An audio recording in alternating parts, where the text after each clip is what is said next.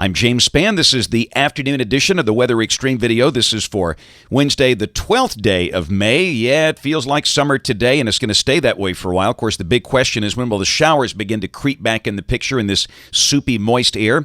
Let's take a look out the window this afternoon. First off, coming from Mount Cheehaw, Alabama's highest mountain, just south of Anniston. A few broken cumulus clouds there. Temperatures are sitting around 80, but it's much warmer down in the low elevations.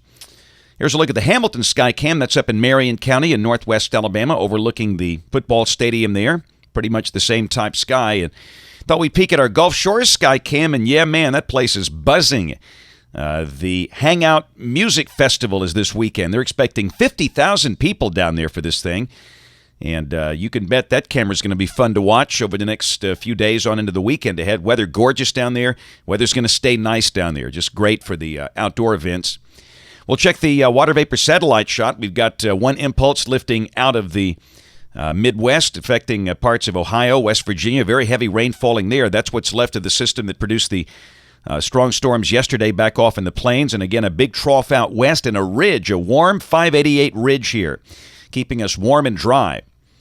Those numbers are at 1 o'clock, and again, we've got low and mid-80s, 84 for Birmingham and Tuscaloosa, and more than likely we'll be in the mid to upper 80s maybe before the day is over, and wouldn't be shocked if some folks do hit 90 tomorrow and Friday.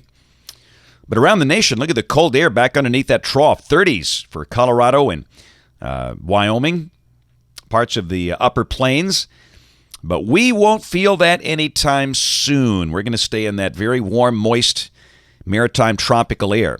Flash flood watches up for parts of Missouri, Iowa, Illinois, West Virginia, eastern Kentucky. Wind advisories for parts of eastern Texas and Louisiana, and still some winter weather issues for the mountains out west. Convective outlook for the rest of today and tonight. Got the standard severe weather risk, a slight risk running from near San Angelo, Texas to Oklahoma City, Kansas City, St. Louis, Louisville, Kentucky, and the Tidewater area on the Atlantic coast. And tomorrow the risk persists for places like St. Louis, Indianapolis, Cleveland, Pittsburgh. But again, no serious weather action down here at all. We should be dry through tomorrow. Now, this is the overall rain for the next 5 days, valid through Monday morning of next week at 7 o'clock. And you can see how the amounts taper off in Alabama greatly. You go up toward the Shoals, 1 inch. You go down to Montgomery, nothing. And again, we're going to start to see scattered showers, no doubt, Friday, Saturday, and Sunday. But it could be that the better coverage of the rain will be early next week, just beyond this forecast period on Monday or Tuesday. Let's look at it here. This is the 12Z GFS, valid at 1 o'clock tomorrow, 1 o'clock Thursday.